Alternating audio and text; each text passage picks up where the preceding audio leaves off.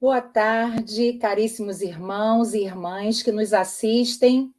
Uma saudação especial a todos os educadores e educadoras e a todos que atuam direta ou indiretamente com o ensino religioso em nosso país. Sou professora Beatriz Leal, da Diocese de Petrópolis, e atualmente assessora da Comissão para a Cultura e Educação da CNBB do setor ensino religioso, que tem como bispo referencial Dom Dimas Lara, arcebispo de Campo Grande, Mato Grosso do Sul. Esta é a nossa primeira live desse quadriênio, que corresponde aos anos de 2023 a 2027. Nesse quadriênio, o presidente da Comissão para a Cultura e Educação é Dom Gregório Paixão, bispo da Diocese de Petrópolis. Nos demais setores da comissão temos Dom Diceu, referencial do setor bens culturais, Dom Francisco Agamenilton, do setor educação, e Dom Carlos Lema, do setor universidade. Esta live de lançamento do nosso estudo 116 da CNBB está sendo realizada em parceria com as edições CNBB. Então, de antemão, venho agradecer a todos da edição, em especial a Padre Tiago Facini, diretor comercial, e Monsenhor Jamil, diretor-geral das edições. Nosso muito obrigada por essa oportunidade e por todo o apoio. É importante lembrar também a todos os que nos assistem que durante toda a live vocês poderão deixar seus comentários, suas perguntas aqui no chat e a todo momento, ou no momento oportuno, elas serão respondidas pelos participantes. Com toda certeza, a publicação desse estudo, o estudo 116, representa um grande passo para a compreensão da importância do ensino religioso para a educação brasileira.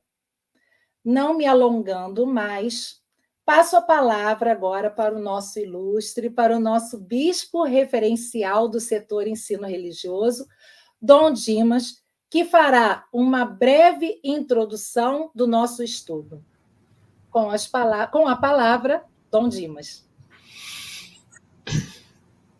Obrigado, Beatriz, por essa introdução. Obrigado a todos aqueles que nos acompanham nessa nossa live. Que o nosso bom Deus nos inspire, que o Espírito Santo esteja conosco nessa nossa reflexão e que nossa Mamãe do Céu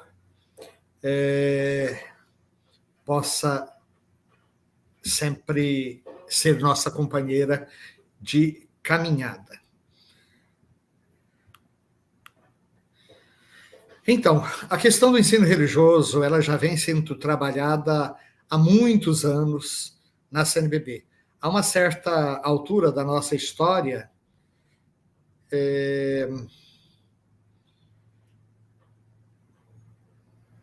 estão dizendo que eu estou sem câmera. Ah, tá bom.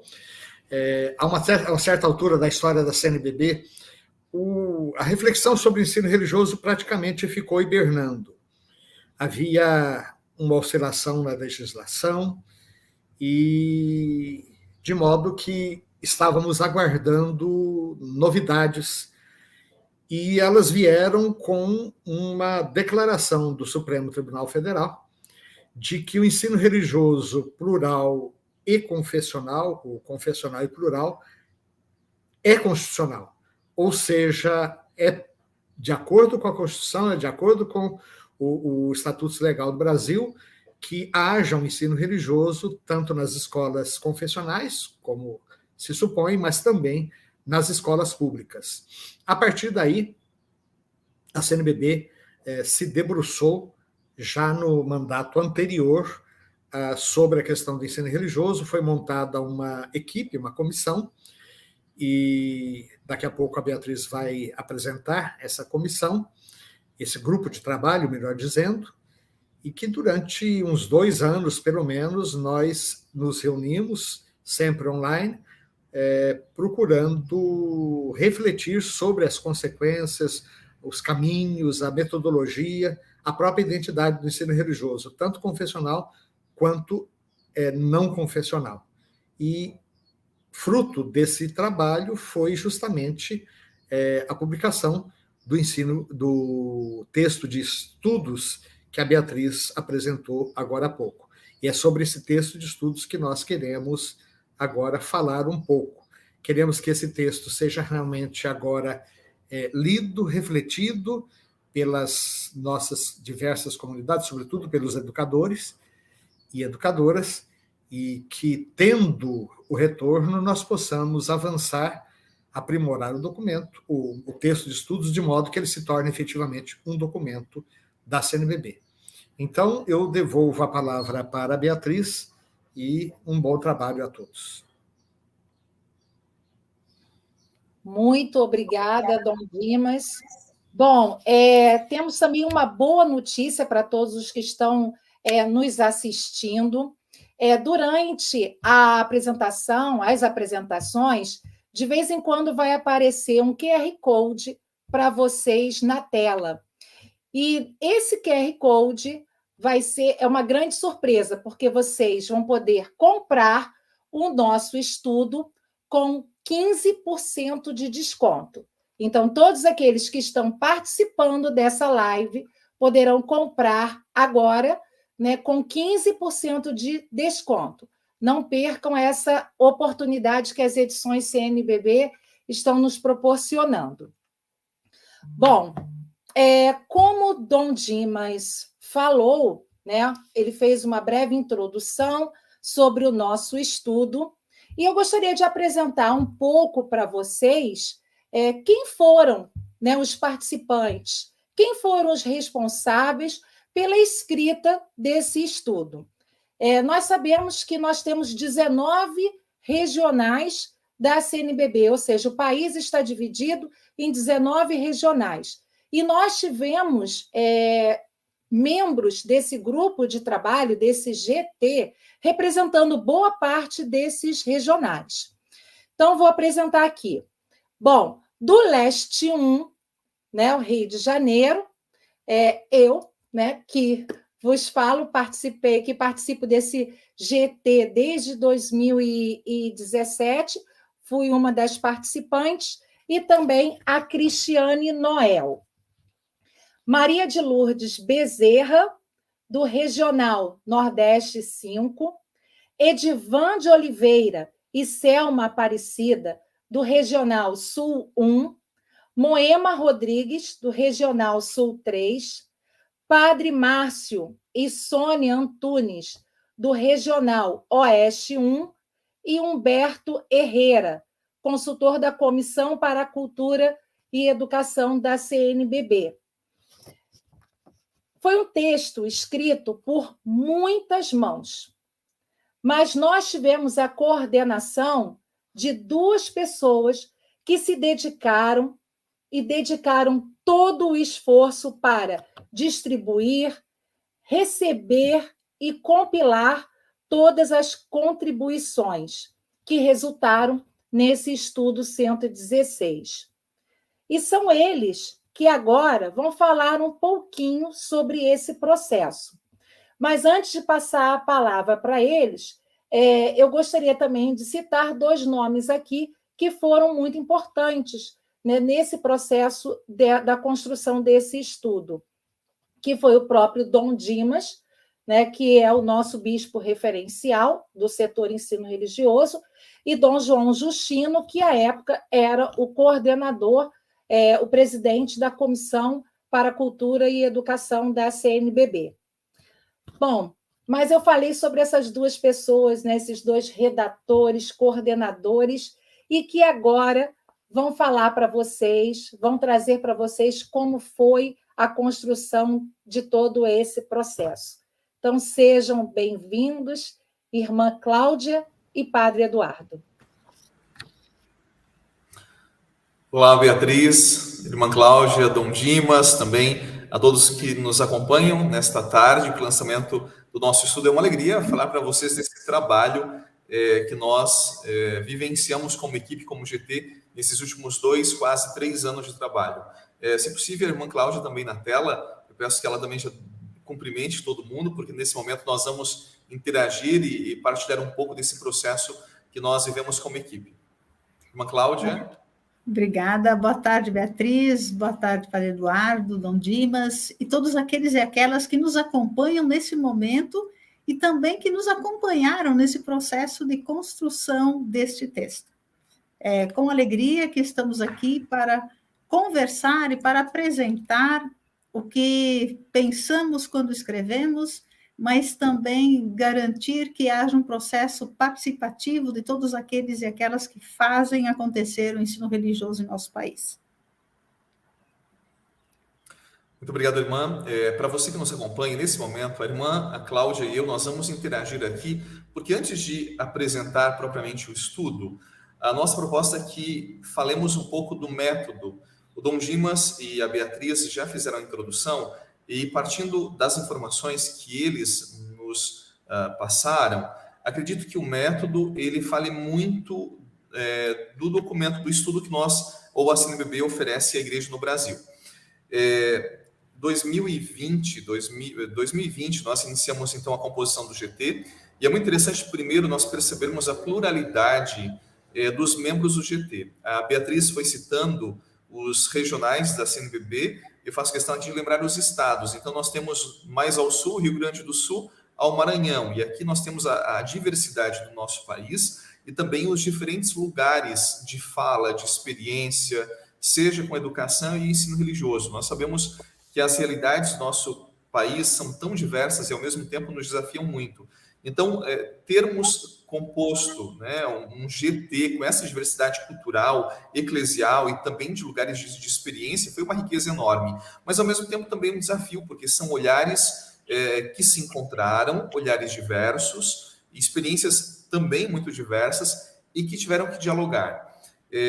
O método que nós usamos, inspirado no pontificado do Papa Francisco, foi um método sinodal, de escutar, de caminhar juntos, de partilhar, e, obviamente, foi uma riqueza para todos nós, até para conhecermos como estava o ensino religioso em diferentes partes do nosso país. Então, no GT, nós temos religiosas, nós temos sacerdotes, nós temos bispos, nós temos leigos que estão no chão da escola, nós temos leigos que estão nas universidades, nós temos pesquisadores, nós temos editores.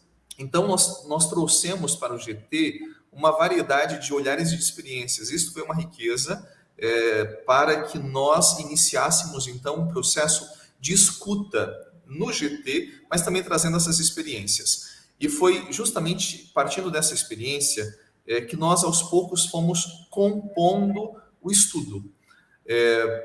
E nisso, a irmã Cláudia, na época, fazendo o link diretamente com a ANEC, trazendo também a experiência da educação católica no nosso país, como até hoje, assim como os demais membros e leigos da educação pública no país. Então, aqui foram olhares que foram se encontrando e perscrutando os desafios que tínhamos dentro de nós. Ou melhor, diante do ensino religioso. Lembrando que em 2017, como o Dom Dimas também lembrou, o STF, ele afirmou de que nós temos, então, de fato, no nosso país, 2 modelos de ensino religioso, o confessional e o não confessional. E quando o STF, em 2017, falava do modelo confessional, surgiu uma grande dúvida, inclusive no jurídico da própria CNBB, o que nós entendemos por confessionalidade? Qual é essa especificidade da confessionalidade? Isso nos provocou muito. Nós não encontramos muitas bibliografias aqui no Brasil. Verdade que também no exterior nós não temos muitas inspirações, então praticamente nós tivemos que fazer um caminho nosso aqui na realidade eclesial brasileira e também educativa. Isto fez com que o estudo se tornasse muito interessante para nós, como pesquisa e como momento de escuta. Já adianto que nós temos consciência que o estudo tem os seus limites, lembrando que os materiais da CNBB começam verde, né, e terminam azuis. E nesse momento está verde, né? E é interessante verde porque ele não está pronto acabado. Nós temos consciência dos limites, das lacunas do estudo. Nós sabíamos que algumas áreas nós não tínhamos dado conta, mas também não era o nosso interesse de responder tudo e resolver tudo. mas era iniciar, né, uma reflexão. Eu passo a palavra para a irmã Cláudia, não sei se ela quer complementar a minha fala, mas também apresentar o sumário, como nós pensamos este tema e como ele foi redigido, para depois abordarmos, então, as partes mais interessantes para você que nos acompanha nessa tarde. É interessante nós recordarmos que o convite para todo o exercício da sinodalidade que nós fizemos em nível de América Latina, enquanto igreja, nós já estávamos fazendo no GT, porque essa perspectiva de escuta e de participação, nós podemos afirmar com muita segurança que é um elemento constitutivo da nossa igreja, é o jeito de caminharmos como povo de Deus e como igreja, também nessa perspectiva educacional. Então, a apresentação do sumário, esse texto que está verde e que, para que ele tenha um outro colorido, é importante que mais pessoas se debrucem sobre esse texto, porque é um texto de estudos. Ele traz como sumário, então, uma lista das siglas, né, que são utilizadas nesse material, a apresentação feita por Dom Dimas, temos uma pequena introdução que vai nos recordar os pressupostos, ou seja, nós vamos olhar para o ensino religioso a partir dessa perspectiva da missionariedade, é Jesus que nos envia, na mesma proporção em que nós temos esse envio que é para a área especificamente da educação sistematizada, mas também em outros locais onde acontece, onde se faz educação, onde acontece educação, mas também nós estamos fazendo isso no Brasil, a partir de uma legislação. Então, esse o processo, essa introdução nos recorda esses dois aspectos muito importantes para debruçar-se sobre esse texto. Existe, sim, uma dimensão que é missionária, que é de evangelização, e é esse envio que é próprio nosso. Mas também nós vamos falar no ensino religioso escolar, numa instituição de ensino sistematizado. Esses dois elementos estão bem presentes na introdução. E aí nós vamos para 3 grandes capítulos, poderíamos dizer assim. Um primeiro é a história do ensino religioso. Quais são os pressupostos teóricos, qual é o marco regulatório, enfim. Ele explicita melhor a partir de que bases legislativas nós vamos desenvolver esse texto. O segundo vai falar especificamente sobre o que é exatamente... qual é a definição, os conceitos mais próximos que nós chegamos neste processo sobre o ensino religioso, modelo do ensino religioso confessional e o modelo do ensino religioso não confessional.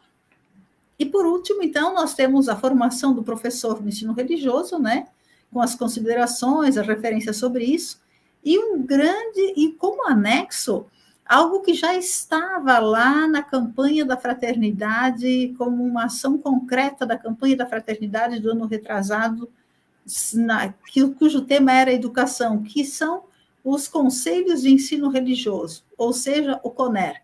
O CONER como um dos grandes desafios nesse processo de aprimoramento, de refinamento sobre o que é o ensino religioso na realidade brasileira. Então, Padre Eduardo, em poucas palavras, este é o sumário. Muito obrigado, irmã. E agora a ideia é que a irmã e eu partilhemos com você, sobretudo, o capítulo 2, que é o capítulo que exigiu muito mais tempo e é um capítulo que gera muita dúvida.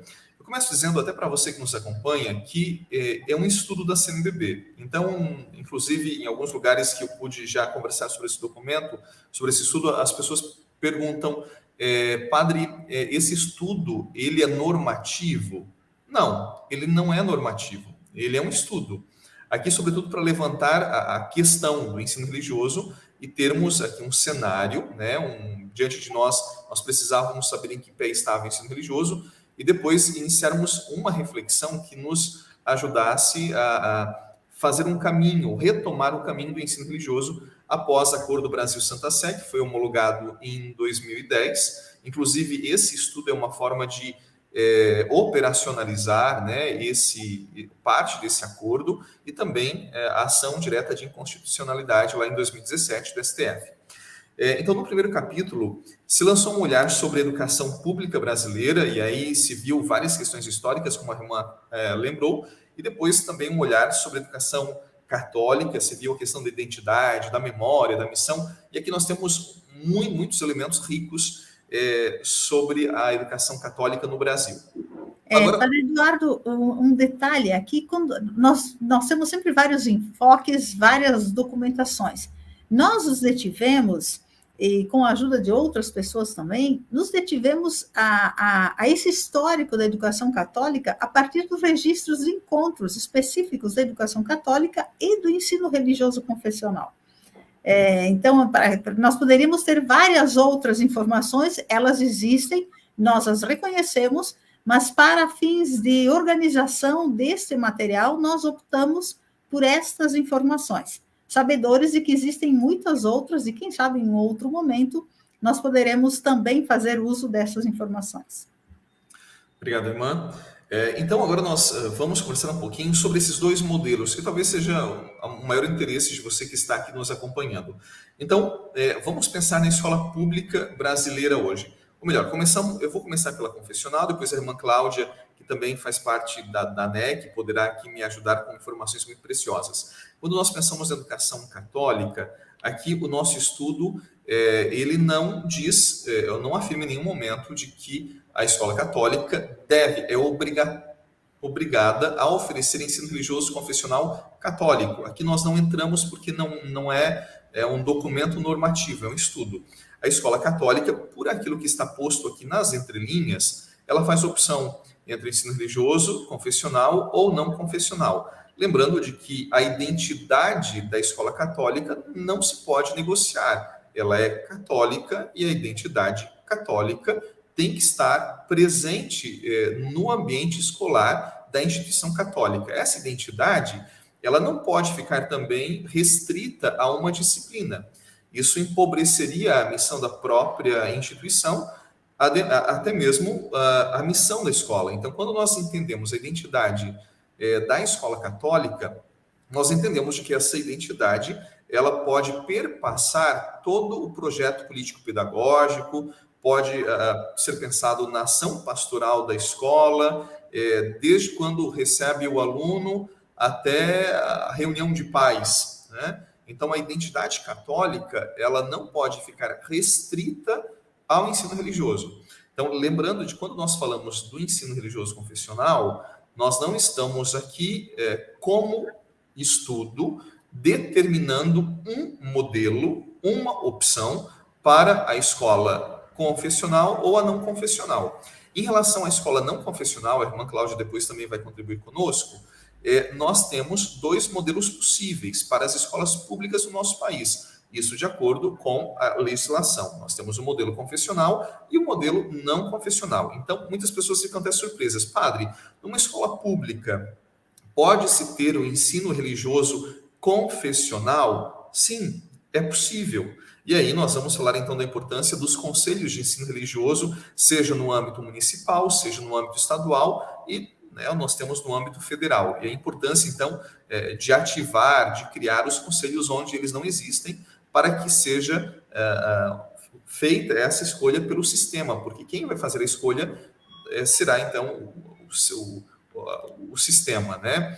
Então, tanto a escola municipal, estadual, elas podem fazer opção pelo ensino religioso confessional ou não confessional. Nós, no estudo, obviamente, nós sabemos dos limites dessas opções, né? Nós sabemos dos limites de implementar, de mantê-los. O Estado, por exemplo, como subsidiaria o ensino religioso confessional, como isso seria possível numa estrutura de escola pública, enfim, tudo isso nós refletimos, mas aqui nós não vamos entrar no mérito de dizer este ou aquele modelo, mas aquilo que está posto na legislação, né? O que é possível, né? Quais os modelos, como eles se caracterizam. Depois, eu vou falar rapidamente, então, do ensino religioso confessional, Depois a irmã vai nos ajudar, então, com o ensino religioso não confessional. Nós trabalhamos alguns pressupostos da confessionalidade, isso já de início no segundo capítulo. Nós conversamos também no documento sobre a laicidade do Estado. O STF, então, ele afirmou de que a possibilidade, o ensino religioso confessional nas escolas não fere o princípio da laicidade da República Federativa do Brasil. Também nós refletimos sobre as distinções entre o ensino religioso confessional e a catequese. Muitas pessoas dizem, então, o ensino religioso na escola é a catequese? Não, não é a catequese. Primeiro, porque se distingue pelo locus, né? Nós, quando falamos de catequese, nós falamos de que a catequese, preferencialmente, seja oferecida numa comunidade religiosa, estável, que esteja dentro de uma circunscrição eclesiástica, atendido por uma paróquia ou uma paróquia ambiental. Depois, quando nós falamos de catequese, nós estamos falando do querigma, que tem como pressuposto a livre adesão de uma pessoa à proposta do evangelho e, aos poucos, de forma, inclusive oferecendo sacramentos, essa pessoa vai aderindo, ela vai conformando a sua vida à vida daquela comunidade em que ela escolheu estar. Depois se fala também da especificidade do ensino religioso confessional e adentrando um pouco mais ainda a identidade do ensino religioso confessional católico. Porque, veja, quando nós falamos de ensino religioso, nós temos que pensar que nós pensamos que ele precisa se adequar aos sistemas, à legislação. Então, nós pensamos o que é o ensino religioso confessional, como ele se caracteriza. Depois, quando nós falamos do ensino religioso confessional católico, né? Qual é a especificidade desse ensino religioso confessional católico? Seja para a escola pública, seja para a escola confessional. Então, esses itens nós trabalhamos, não vou dizer de forma exaustiva, mas bastante satisfatória no nosso estudo. Obviamente, a gente não consegue aqui, por conta do tempo, entrar em todos os detalhes. Mas aqui, quando nós falamos do ensino religioso confessional, alguns objetivos. Primeiro, oferecer aos estudantes o conhecimento dos principais elementos que compõem aquela tradição religiosa específica. Porque se eu falo de um modelo confessional, eu estou falando especificamente de uma tradição religiosa, seja católica, luterana, seja espírita, umbandista e assim vai. Depois, oferecer contato com textos religiosos ou narrativas históricas que fundamentem aquela tradição.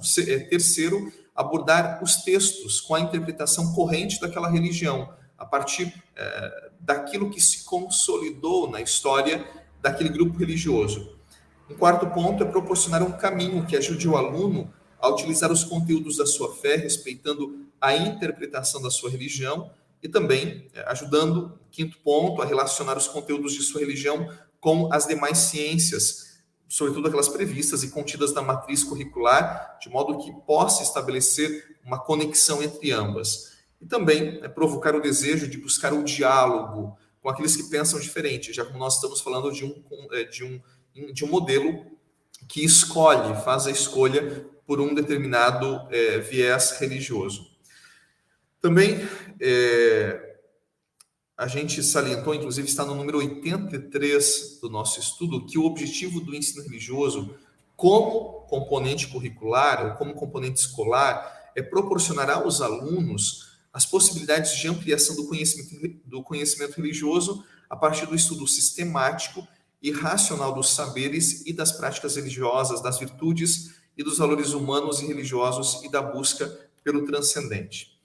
Quando nós falamos, então, do modelo confessional católico, lembrando que é possível este modelo, obviamente, na escola católica e também a legislação permite na escola pública.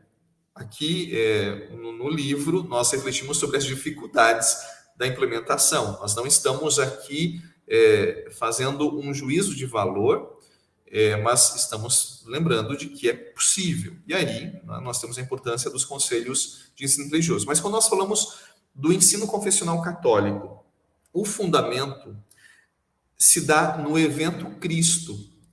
Jesus, então, é a fonte do ensino baseado no amai-vos uns aos outros e no Deus de misericórdia. A fonte é histórica e teológica, pois fundamenta-se, então, o ensino religioso numa pessoa concreta, que para nós cristãos está viva, está atuante entre seus discípulos. Logo, a interpretação da ação, dos gestos e palavras de Jesus converge para uma tradição, que obviamente tem história, que é a tradição católica, apostólica, na perspectiva romana, que gestou, ao longo aí desses 20 séculos, valores, tradições, dogmas e um modo de ser na sociedade. Logo, quando nós falamos do ensino religioso confessional, nós vamos falar de uma ciência própria, de referência, que não será a ciência da religião. A ciência da religião será para o ensino religioso não confessional. A ciência de referência para o ensino religioso confessional, obviamente, será a teologia. Daí nós já esbarramos numa dificuldade, porque nós não temos licenciatura no nosso país em teologia. Então, precisaria de uma outra licenciatura, tendo teologia, para lecionar, no mundo ideal, o modelo confessional católico. Aqui, de uma forma muito rápida, alguns elementos. É claro que o livro aqui, ele tem quase 100 páginas, e praticamente a metade se compõe tanto o confessional como o não confessional. Mas o meu tempo aqui, eu já estourei o tempo, né? Passei do limite aqui. Eu passo para a irmã Cláudia, para ela trazer alguns elementos do ensino religioso não confessional. Obrigada, Padre Eduardo. Penso que um aspecto importante que o Padre Eduardo salientava é no mundo ideal. Lembrem-se que nós estamos falando de um texto que é uma reflexão, claro que nos ajuda a ter presente a realidade, mas é importante nós pensarmos nas possibilidades e como se concretiza na realidade de cada uma das instituições de educação do nosso país, e todos nós, mais ou menos, conhecemos essa realidade.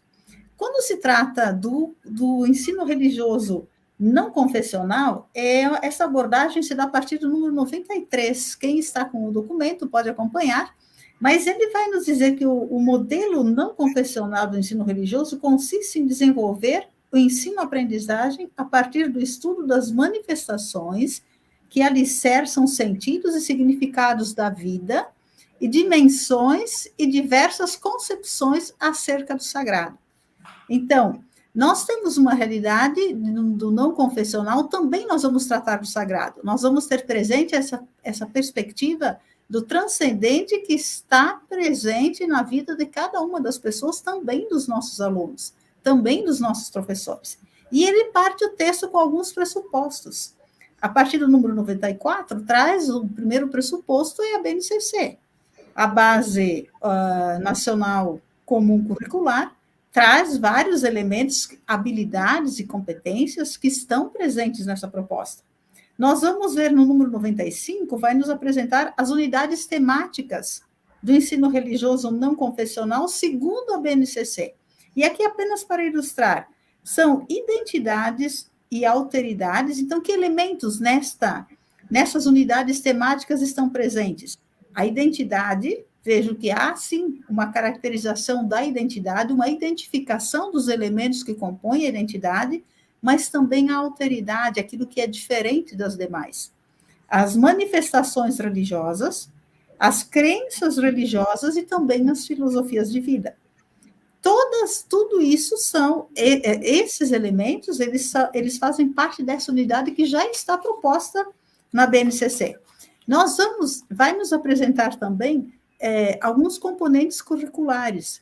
Então, tanto o número 96 quanto o 97 vai nos apresentar componentes curriculares que já se encontram na BNCC, mas que eles estão presentes e nos ajudam nessa compreensão do fenômeno, porque em seguida nós vamos ter o ensino religioso não confessional como componente escolar.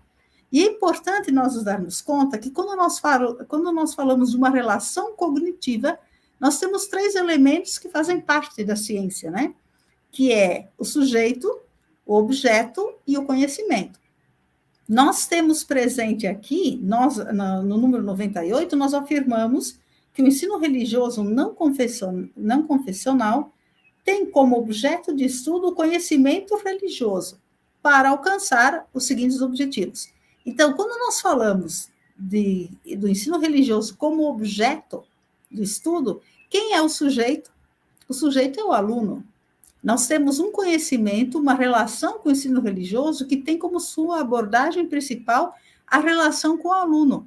E nesta compreensão de fenômeno religioso, nós eles estão interligados um com o outro. Tanto o objeto quanto o sujeito, um faz parte do outro. Ou seja, a realidade de um também é a realidade do outro. E esse é um elemento imprescindível nesta compreensão de ensino religioso. Nós vamos ter, então, na sequência dos números que estão sendo apresentados, nós vamos ter, então, o objeto do estudo, que é o conhecimento, como nós comentamos. A fundamentação os próximos números vão apresentando uma fundamentação do que é religião, principalmente nesse sentido de religare, é um aspecto importante e intrínseco a esta perspectiva do ensino religioso não confessional, e vai dando algumas propostas. É importante ter presente que o número 100, para nós recordarmos, o número 102, ele traz algumas palavras-chave que estão presentes na CNBB e que, na BNCC, e que nesta compreensão do ensino religioso não confessional como um fenômeno religioso, como um fenômeno que se dá nesta relação do conhecimento com o sujeito e com o objeto, é muito interessante que a gente tenha presente, como, por exemplo, a promoção dos direitos humanos, a cultura pela paz, o desenvolvimento das linguagens, o exercício da cidadania. São palavras muito caras a todos nós, numa perspectiva humanista e diríamos que também cristã, também católica. Então, muitos desses elementos, eles se coadunam um com o outro, há uma relação muito próxima um com o outro e ajudam nesse processo de compreensão do que é o ensino religioso. O número 103 vai nos apresentar do ensino religioso, são indicados algumas competências, porque lembrem-se que nós estamos falando de BNCC, nós temos aí habilidades e competências nessa compreensão de educação. Então, o conhecer, compreender, reconhecer, analisar, conviver, debater, são palavras que estão em destaques nesse documento, porque devido à importância que o grupo pensa, ou o grupo reconhece a importância nesta compreensão do ensino religioso.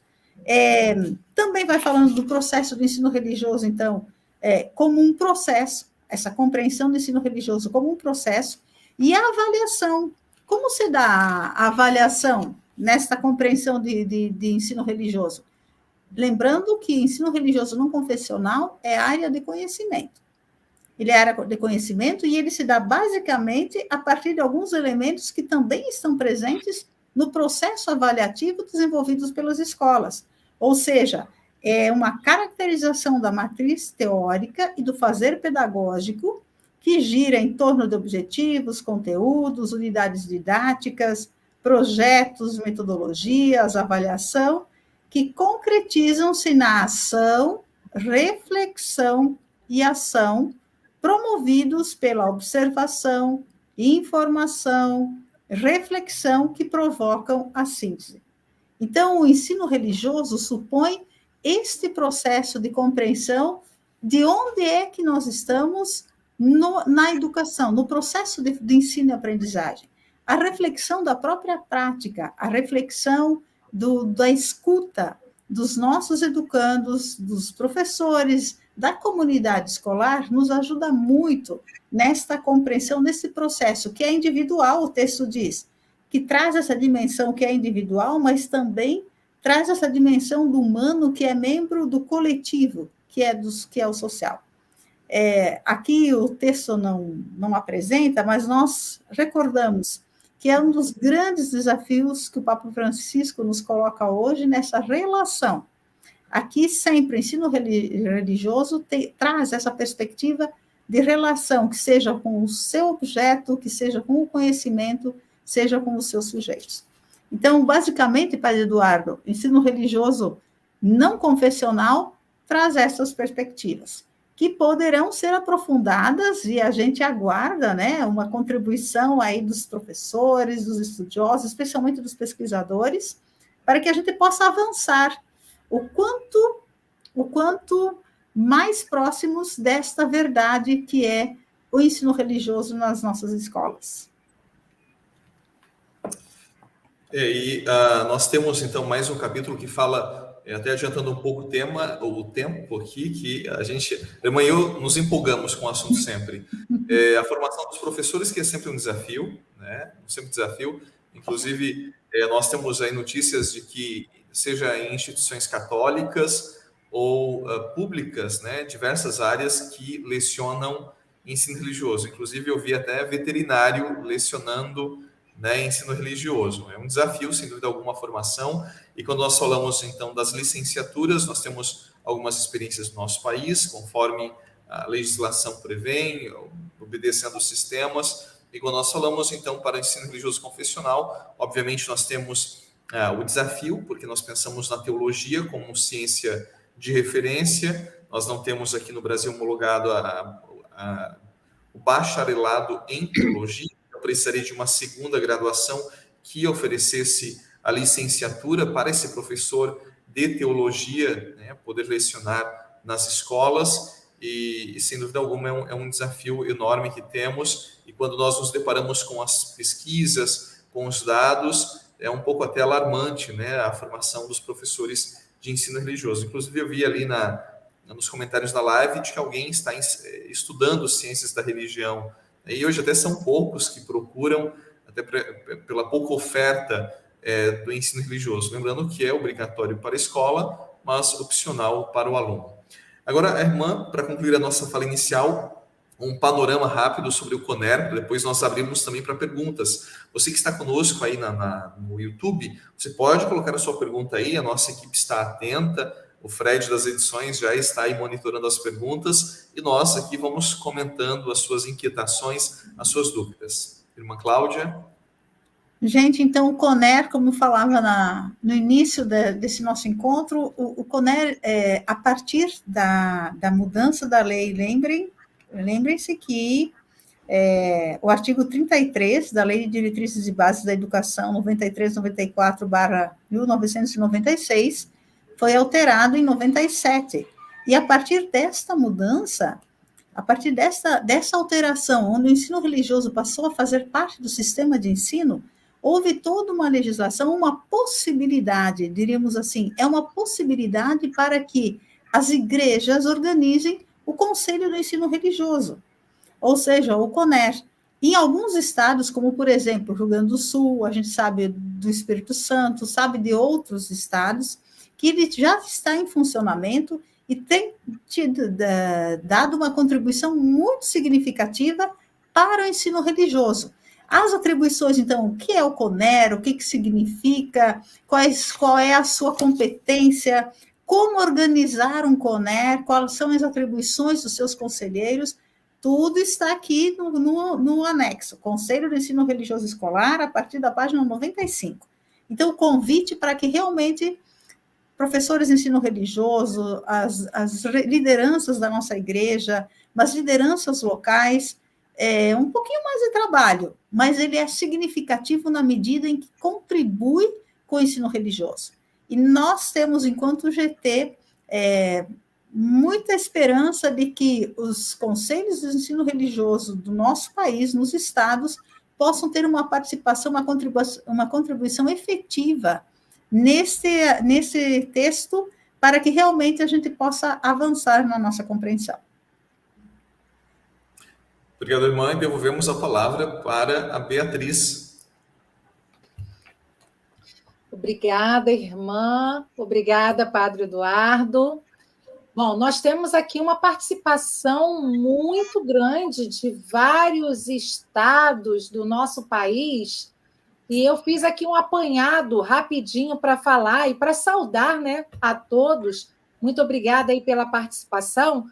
Nós temos participação de Jundiaí, São Paulo, Santos também, Belo Horizonte, outros estados de Minas Gerais também, que não citaram, mas Minas Gerais presente, Petrópolis, São José do Vale do Rio Preto, né? Caxias, Maranhão, Campo Grande, Mato Grosso do Sul, Rio de Janeiro, falei Petrópolis, mas tem pertinho ali também Três Rios, Campina Grande, Teresina, Santos, não sei se eu já falei, e eu gostaria aqui de mandar um abraço em especial para o povo lá de Caxias, Maranhão, que eles se organizaram, né, alugaram telão para assistir essa live, né? Ficamos muito felizes. Então, um forte abraço aí para o pessoal de Caxias, Maranhão, e para Lourdes, que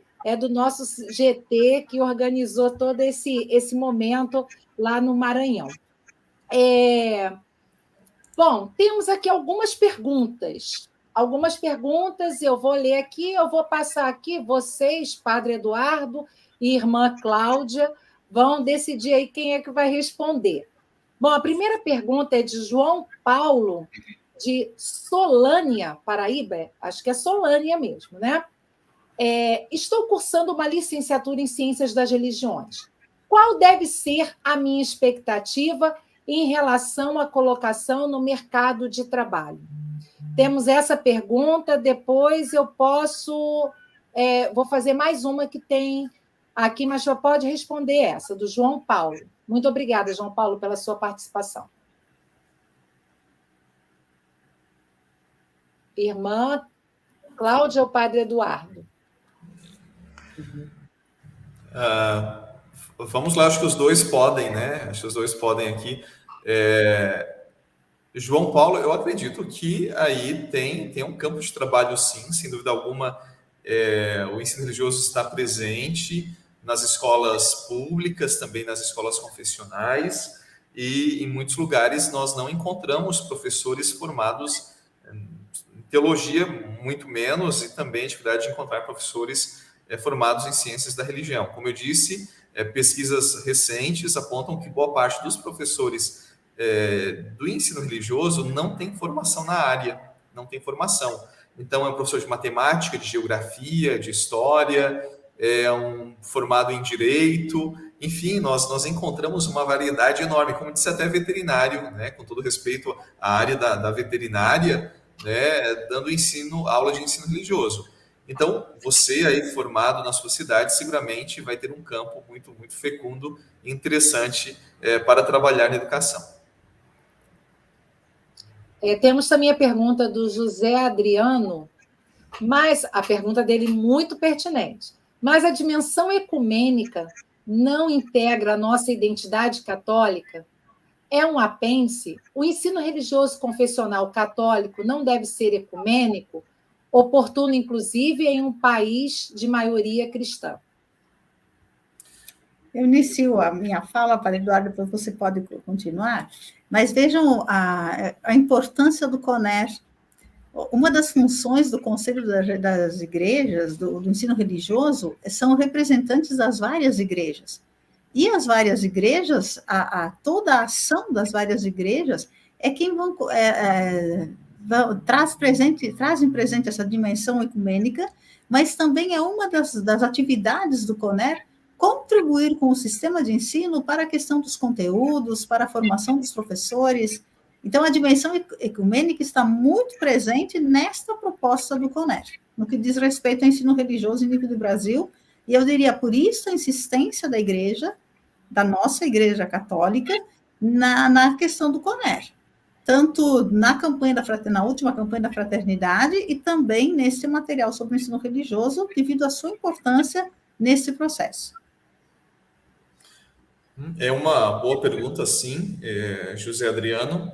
Depois, quando nós pensamos, você mesmo, acho que já até responde a pergunta, a dimensão ecumênica, ela integra a dimensão católica. Ora, se você estuda a identidade católica, você está preparado para a dimensão ecumênica, que faz parte da identidade católica, a alteridade, o diálogo, a fraternidade, pensemos na Fratelli Tutti, etc, etc. Então, estudar a identidade católica, de forma alguma, ignora, cancela a dimensão ecumênica, porque esta faz parte da dimensão católica, a abertura para o diálogo. Pensemos em 2000 anos aí de igreja, então é algo que nos constitui.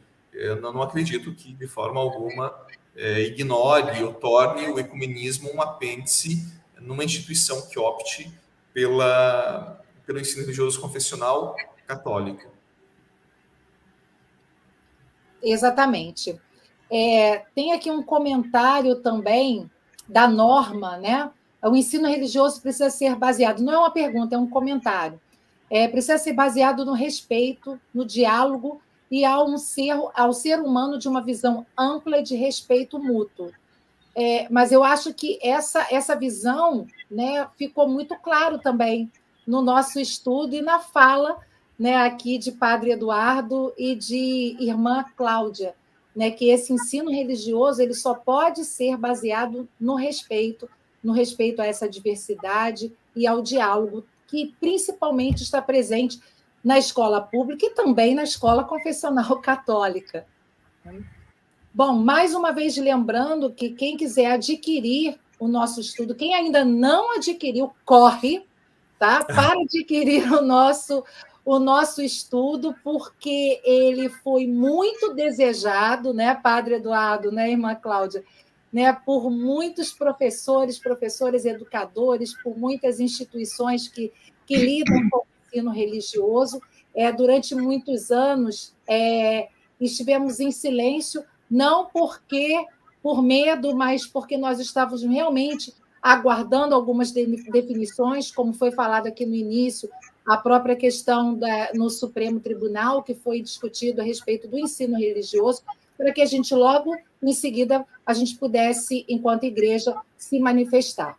Bom, como foi falado, esse é um estudo, né? É um estudo que precisa se tornar um documento. Até peguei um aqui na minha estante aqui para mostrar a diferença, que a gente às vezes pensa assim, por que um livro é azul e um livro é verde, né? Então, esse é um estudo e esse azul é um documento. Nós precisamos que esse estudo se torne o mais breve possível em um documento. Então, foi apresentado aqui no início o GT, que contribuiu com a sua escrita, Padre Eduardo e Irmã Cláudia, né, divinamente fizeram um trabalho de redatores desse estudo, mas agora nós precisamos da colaboração de todos, né? Nós não queremos que o nosso GT, escreva o documento. Não, vai ficar com o nosso GT, mas precisamos das contribuições de todos, né? Geralmente, nenhum grande e bem-sucedido projeto é feito sozinho. Pode até ser feito, mas quando se pensa junto, o processo se torna mais fácil e, com certeza, o resultado é melhor. Fazendo referência ao Pacto Educativo Global, que trouxe em seu texto um apelo, né, do Papa Francisco para unirmos esforços para a construção de uma aldeia da educação, vamos, a partir dessa live, construir uma aldeia para que todos os interessados pelo ensino religioso possam contribuir para transformar esse estudo em documento. Então, nós vamos, nos próximos dias, encaminhar para os 19 regionais da CNBB um formulário pelo Google Forms para que todas as dioceses e arquidioceses, instituições, escolas, possam fazer a sua contribuição. Pedimos que se organizem em seus regionais, divulguem esse nosso estudo, né, e também façam a sua contribuição. Né? Sem a aldeia, é muito mais difícil educar. Né? Então, a participação de todos nesse processo é fundamental. Nós vimos aqui algumas pessoas dando sugestões, dando algumas dicas, né? Não eram perguntas, mas eram dicas, todas aqui foram anotadas. Então, a gente quer que isso também seja feito lá no formulário que vai ser encaminhado para os regionais e, logicamente, vocês vão entrar em contato com as suas dioceses e arquidioceses, né, que vão receber esse material. Se organizem em seminários, congressos. Não precisa nem criar um seminário ou um congresso para isso. Às vezes, aquele seminário, aquele congresso que já está previsto, né, para pastoral da educação, nas escolas, as escolas católicas. Então, aproveitem esses eventos, passem esse formulário, né, esse Google Forms que vocês vão receber e façam a contribuição, porque é isso que a gente quer. A gente quer que esse documento seja enriquecido com a contribuição de todos vocês. Mais algum comentário, Padre Eduardo, Irmã Cláudia? A gente agradece a oportunidade pelas pessoas que estão conosco, que estamos juntos nesse processo, e dizer que a participação de cada educador na escuta, e especialmente agora na escrita, porque nós gostaríamos de receber por escrito, e é esta a proposta do formulário, que essas sugestões, essa compreensão talvez diversificada, o que apoie, que ratifique o que já está escrito nesse texto. Então, mais uma vez, muito obrigada. A gente agradece a comissão do ensino religioso, do setor de educação, na pessoa do Dom Dimas, de todos aqueles, o Padre Eduardo, que esteve conosco durante todo esse período, e todas as pessoas que fazem parte do GT e as que contribuem de maneira externa. E é sempre bom podermos contar com a ajuda de quem acredita e que é possível evangelizar, sim, e fazer educação a partir do ensino religioso, ou também com o ensino religioso. A Beatriz nomeou muitas cidades, dioceses do nosso país que estão acompanhando, seguramente depois outros verão, outro horário, esta live. Então, convite para que esse estudo seja recepcionado em diferentes realidades eclesiais e educativas, para que nós tenhamos a reação a esse estudo e ofereçamos como igreja, um documento consistente para aqueles que estão no mundo da educação e lutam em prol do ensino religioso. Eu agradeço mais uma vez o convite e também o trabalho, né? Boa parte do nosso GT está aí acompanhando a live, então não estou mais no setor, mas aproveito para agradecer enormemente assim, a consideração, o companheirismo, a amizade, né? Nos tornamos amigos na pandemia, a confiança do Dom Dimas e tantas pessoas que nos auxiliaram neste tempo. Então, muito obrigado e que Deus nos dê um fecundo trabalho em prol da educação no nosso país, um trabalho tão necessário. Então, gratidão. Deus abençoe muito Dom Dimas, agora a nossa assessora, a quem a gente pede a bênção também. Né? Deus abençoe muito. Obrigado, irmã Cláudia, também por toda a dedicação nestes anos colaborando no GT. Muito obrigada, Padre Eduardo. Muito obrigada, irmã Cláudia. Bom, estamos chegando ao fim dessa live. Passo novamente a palavra para o nosso bispo referencial, Dom Dimas, para os agradecimentos finais e uma bênção de envio. Só lembrando, né, irmã Cláudia, não sei se isso já foi dito, mas a senhora, durante o tempo que esteve conosco, representava a ANEC, a Associação Nacional de Educação Católica, né? Nós agradecemos também a parceria da ANEC. Agora a senhora continua pela Universidade de Brasília como membro do nosso GT. A ANEC nomeou um outro delegado seu, mas a ANEC é muito parceira nesse processo. Então, eu peço ao nosso bom Deus que abençoe profundamente o nosso bom povo, especialmente os nossos educadores, os nossos educandos, aqueles que fazem a educação acontecer no nosso país. Que Ele nos abençoe, Ele que é Pai, Filho e Espírito Santo. Amém. Amém. Muito obrigada e até a próxima.